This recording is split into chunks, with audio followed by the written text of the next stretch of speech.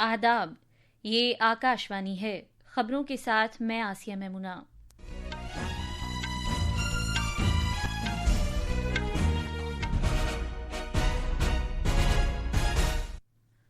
वजीर आजम नरेंद्र मोदी ने भावनगर गुजरात में 34,200 करोड़ रुपए से ज्यादा मालियत के कई तरक्याती प्रोजेक्टों का इफ्तिताह किया है और उनका संगे बुनियाद रखा है।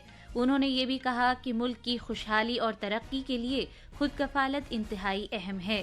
मराकश में आत्मनिर्भर भारत पहल कदमी के तहत दिफाई साजो सामान तैयार करने वाला पहला प्लांट कायम किया जा रहा है। रेलवे के वजीर अश्वनी वैष्णव का कहना है कि अहमदाबाद मुंबई बुलेट ट्रेन का पहला सेक्शन 2027 तक शुरू हो जाएगा। ईरान ने कहा है कि वो अपने एटमी प्रोग्राम पर किसी नामुनासिब दबाव को मंजूर नहीं करेगा और खबरदार किया कि इस तरह की कार्रवाई से कशीदगी मजीद फैल सकती है। और बैडमिंटन में सत्विक साईराज रंकीरेड्डी और चिराग शेट्टी की जोड़ी चाइना मास्टर्स 2025 के सेमीफाइनल में पहुंच गई है। अब खबरें तफसील से। वजीर आजम नरेंद्र मोदी ने हर शोबे में खुद किफालत की जरूरत पर जोर दिया है और कहा कि गैर मुल्कों पर भारत का इन्हिसार सबसे बड़े दुश्मनों में से एक है। उन्होंने कहा कि अब वक्त आ गया है कि भारत दुनिया के सामने एक खुद कफील मुल्क बनकर खड़ा हो और 2047 तक तरक्की के अपने नस्बुल ऐन को अमली जामा पहना सके। वो आज भावनगर में समुद्र से समृद्धि प्रोग्राम से खिताब कर रहे थे। भारत को एक बड़ी ताकत बनाने की सरकार के नस्बुलैन को उजागर करते हुए वजीर आजम मोदी ने कहा कि मुल्क का मकसद ये है कि 2047 तक दुनिया में बहरी तिजारत में तीसरा मकाम हासिल कर सके। जनाब मोदी ने 34,200 करोड़ रुपए से ज्यादा की मालियत वाले कई तरक्याती प्रोजेक्टों का आगाज किया। उन्होंने मुंबई बैनुल अक़वामी क्रूज टर्मिनल से मुत्तसिल कई दूसरे प्रोजेक्टों का इफ्तिताह किया जिनकी मालियत 7,800 करोड़ रुपए है।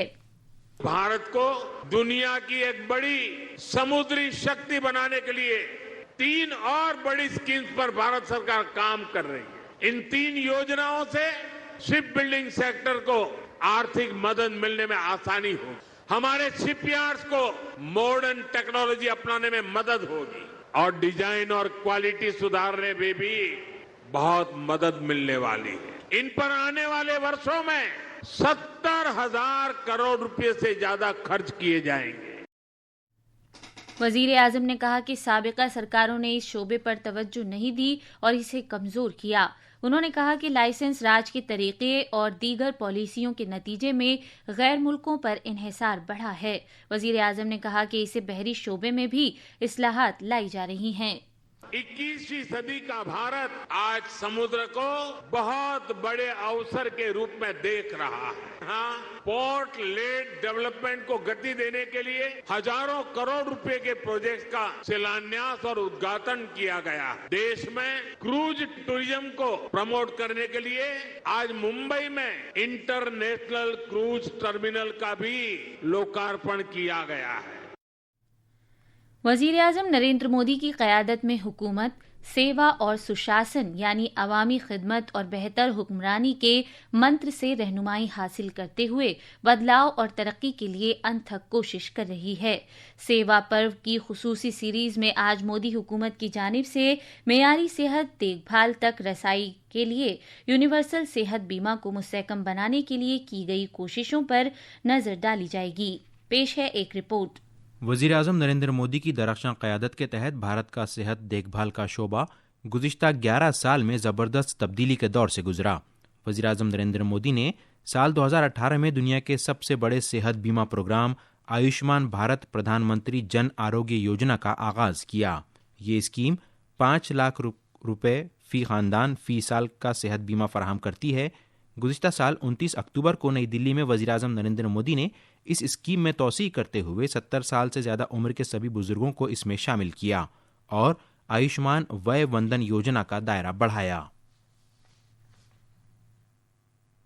सरकार का प्रयास है कि देश के हर बुजुर्ग जिनकी आयु 70 वर्ष के ऊपर है ان کو جلد سے جلد آیوشمان وے وندنا کارڈ ملے اور یہ ایسی یوجنا ہے جس میں آئے کی کوئی پابندی نہیں۔ وزیر اعظم نریندر مودی کی دور اندیش قیادت کے تحت حکومت نے سبھی کی شمولیت والے صحت دیکھ بھال نظام کے قیام کے ساتھ ہی سب کا ساتھ، سب کا وکاس، سب کا وشواس اور سب کا پریاس کے نظریے کو حقیقی شکل دی ہے۔ ٹیکس ڈھانچے کو آسان بنانے اور شہریوں پر مالی بوجھ کم کرنے کی طرف ایک اہم قدم کے طور پر وزیر اعظم نریندر مودی نے اس سال یوم آزادی کے اپنے خطاب میں اگلے دور کی جی ایس ٹی اصلاحات کا اعلان کیا تھا۔ ٹیکس کی نئی شرحیں پیر سے نافذ ہوں گی۔ آج ہم بجلی کے سامان کے شعبے پر ان اصلاحات کے نمایاں اثرات پر ایک نظر ڈالتے ہیں۔ حکومت کی جانب سے گھریلو استعمال کی بجلی کے سامان پر جی ایس ٹی شرحوں میں کمی کیے جانے کے اعلان سے الیکٹرانک صنعت کو بڑی راحت ملی ہے۔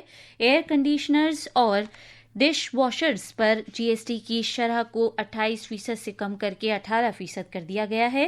یہ نمایاں قدم نہ صرف گھریلو کمپنیوں کے لیے سود مند ثابت ہوگا بلکہ برآمداتی انحصار میں بھی کمی واقع ہوگی۔ اسی طرح ٹیلی ویژن اور ٹی وی کے علاوہ مختلف مانیٹرز پر بھی جی ایس ٹی کی سابق 28% شرح کو کم کر کے 18% کیا گیا ہے۔ اس قدم سے نہ صرف ان اشیاء کی مانگ میں اضافہ ہوگا بلکہ گھریلو کمپنیوں کے کاروبار کو براہ راست فروغ حاصل ہوگا۔ یہ خبریں آکاشوانی سے نشر کی جا رہی ہیں۔ وزیر دفاع راجناتھ سنگھ پیر کو مراکش کے 2 روزہ سرکاری دورے پر روانہ ہوں گے۔ کسی شمالی افریقی ملک کا وزیر دفاع کا یہ پہلا دورہ ہوگا جس سے بھارت اور مراکش کے درمیان بڑھتے ہوئے کلیدی تعلقات کا اظہار ہوتا ہے۔ اپنے اس دورے کے دوران وزیر دفاع بیریچڈ میں مراکش کے ایک نئے کارخانے ٹاٹا ایڈوانس سسٹمز کی افتتاحیہ تقریب میں شرکت کریں گے۔ افریقہ میں بھارت کی طرف سے لگایا گیا دفاعی ساز و سامان تیار کرنے والا یہ پہلا کارخانہ ہے۔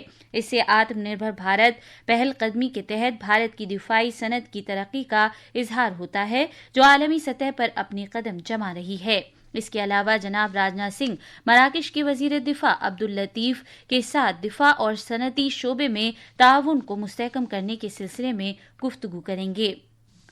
ریلوے کے مرکزی وزیر اشمنی ویشنو پرزور الفاظ میں کہا ہے کہ احمد آباد ممبئی بلٹ ٹرین کا پہلا سیکشن 2027 تک شروع ہو جائے گا۔ وزیر موصوف نوی ممبئی میں گھنسولی اور شلپاٹا سرنگ تعمیر کیے جانے کے موقع پر نامہ نگاروں سے گفتگو کر رہے تھے۔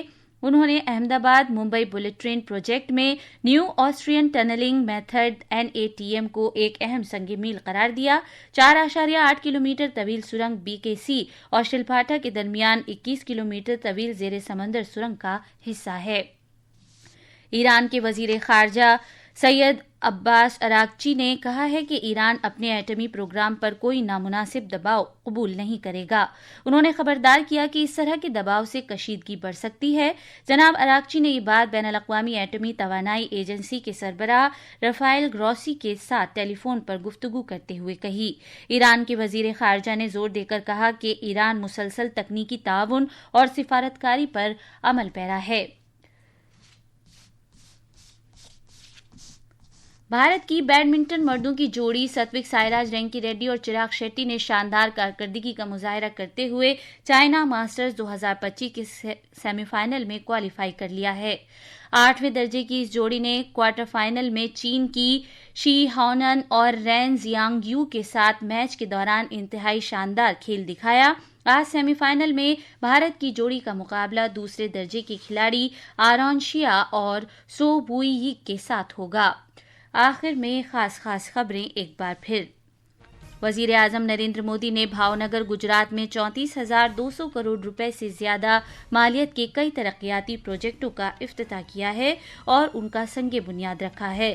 انہوں نے یہ بھی کہا کہ ملک کی خوشحالی اور ترقی کے لیے خود کفالت انتہائی اہم ہے۔ مراکش میں آتم نربھر بھارت پہل قدمی کے تحت دفاعی ساز و سامان تیار کرنے والا پہلا پلانٹ قائم کیا جا رہا ہے۔ ریلوے کے وزیر اشونی ویشنو کا کہنا ہے کہ احمد آباد ممبئی بلٹ ٹرین کا پہلا سیکشن 2027 تک شروع ہو جائے گا۔ ایران نے کہا ہے کہ وہ اپنے ایٹمی پروگرام پر کسی نامناسب دباؤ کو منظور نہیں کرے گا اور خبردار کیا کہ اس طرح کی کارروائی سے کشیدگی مزید پھیل سکتی ہے۔ اور بیڈمنٹن میں ستوک سائراج رینکی ریڈی اور چراغ شیٹی کی جوڑی چائنا ماسٹرز 2025 کے سیمی فائنل میں پہنچ گئی ہے۔ اس کے ساتھ ہی خبروں کا یہ بلیٹن ختم ہوا۔